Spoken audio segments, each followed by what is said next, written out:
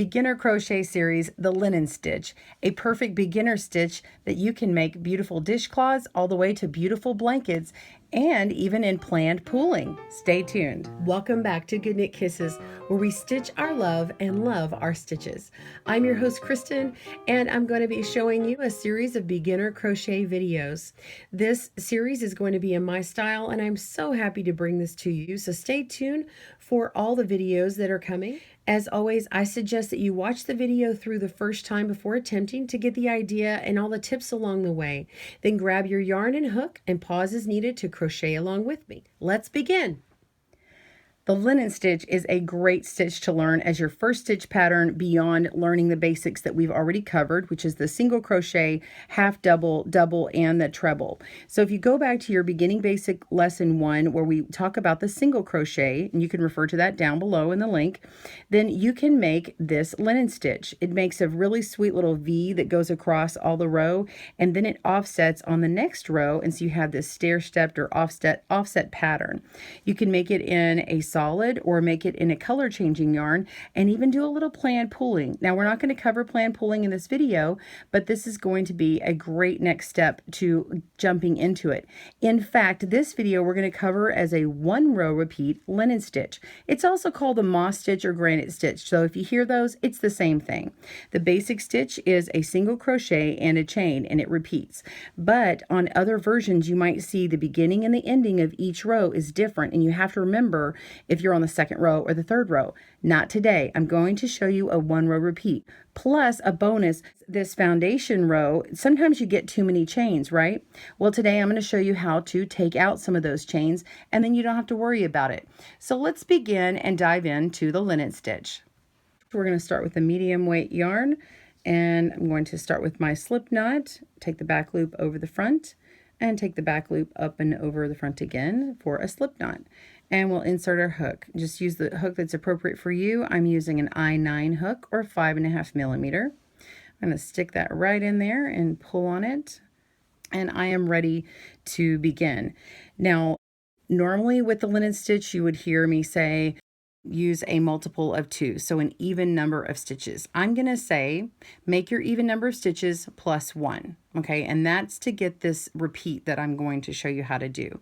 Now, if you accidentally make too many, I'm actually going to show you how to fix that, so don't worry about it. So go ahead and chain. I'm going to show you how to chain and make take 1 out. So we're going to make 20 chains right now for our foundation. Now, if you were doing this from the start, you would say 19 or 21. That way we have an odd number. Okay, so let's go ahead and start chaining up 20. And pause your video as you need. So I've got 1, 2, 3, 4, 5, 6, 7, 15, 16, 17, 18.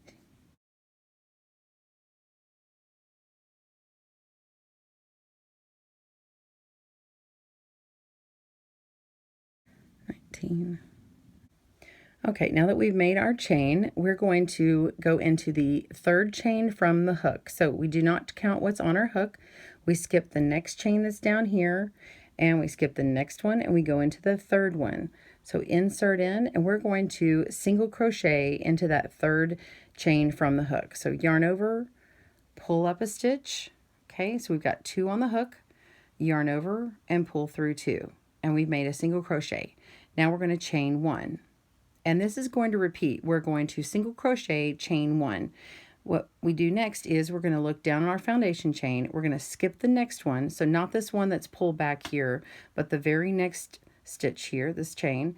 We're going to go into the next one after that. So skip 1 and then single crochet into that stitch. So yarn over, pull up a stitch, yarn over, pull through 2, and immediately chain 1. Go into our foundation. We're going to skip 1, go into the next one, single crochet, chain 1. So you're just going to continue this all the way down and do that until you have 3 stitches left or 3 chains left down here. And that is going to be a row 1. I'm going to show you how to continue on. Technically, this is our foundation row, and we'll do row 1 right after this. So see you in a moment. Skip 1, single crochet, and chain. See you soon. Okay, so I've got 3 chains left, 1, 2, 3, and I only need to skip one and chain and go into that second chain here for my last stitch, and then this last one is not going to be used. Remember, I had you do an extra one. So let's just go ahead and keep going. We skip one, and then we single crochet into that last stitch here. Okay, so if you had chained the 2 plus 1 or the odd number, then you would be done. But if you have this last one left, let's after. So I'm going to show you how to continue this. We're going to turn our work and then chain. Now, normally I would have you do our turning chain before we turn our work. And the reason why is because this one row repeat will actually make more sense when you do it this way. So let's go ahead and turn our work. And we're going to chain up 2 times. 1, 2. Okay. In other versions, you'll see it only chain once, and you'll see why here in a moment. All right, so I'm going to pull this up closer so you can see it. Let me pull back my stitches, and you can do the same on yours. If you notice where we had chained between our single crochets, you can see this is a more substantial, thicker chain here. Okay, so I'm going to go into that hole. This is the chain 1 space. So we go into the chain 1 space, and we're going to bring up a loop, okay?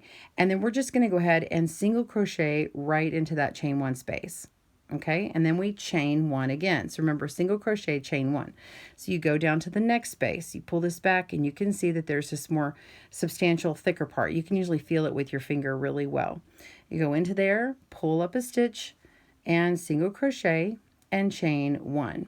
Okay, come down to the next one, go into that next space, pull up a stitch and single crochet and chain 1. If you're having a hard time looking at it, you can come down here and see that there is this little V-shaped stitch that goes here and here. It makes like a little V. You see that V there? Into that stitch, that's that single crochet that you did before, and then there's another one down further. So in between those two, it's like a bridge, like these two things hold up this middle part of the bridge. So you're just going right into that space, pulling up a stitch, and single crochet. So go until you get to the very end down here before this big bump is, and I will meet you down there and show you what to do at the end of the row. See you in a moment. Okay, so I'm coming down to the end. I've got one more chain 1 space, and then I have this part right here.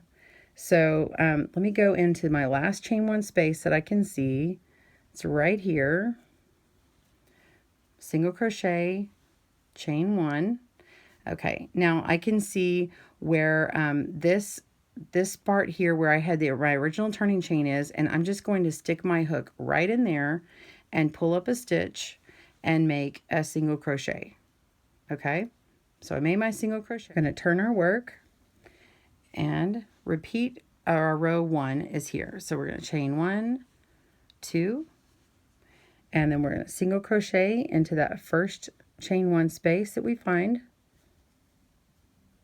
and crochet 1, or sorry, chain 1, and then go into the next space and single crochet, chain 1, and keep going across.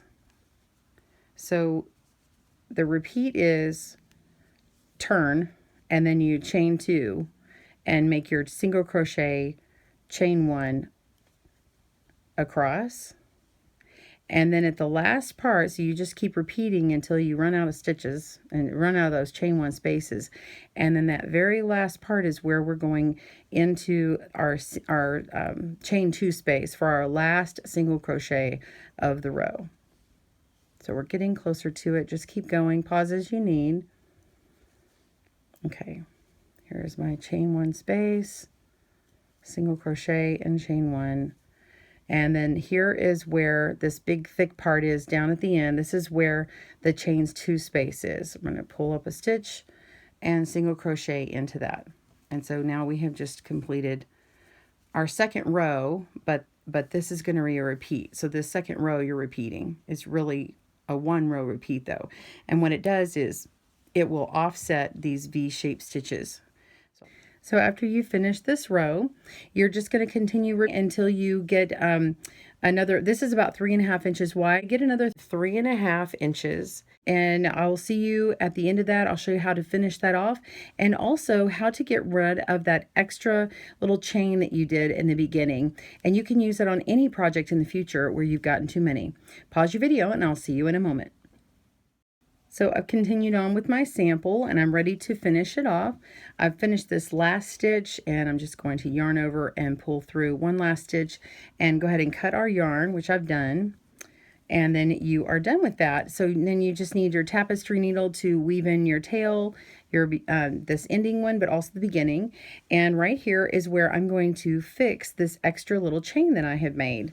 So if you made just an enormous amount of several of them, however many you need to, this is how you would pull it out. So you can work with a blunt tapestry needle or one that has the little bent end on it, maybe it's a little sharper, and just pull that out. So I just go through where the stitch is, kind of pull on it and get that little tail out of there and just pull it once.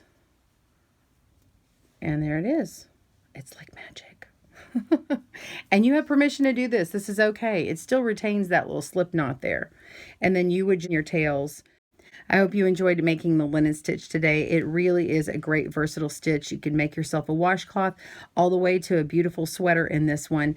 A great first scarf is really pretty in this stitch. Stay tuned for our next videos on the granny squares. We are going to be working on the classic granny square and the solid one, as well as a corner to corner coming up in this series. So be sure and subscribe and click on that link and hit the notifications to get notice of when we have our next videos come out. Thanks for joining us today, where we help you stitch your love and love your stitches. See you again soon.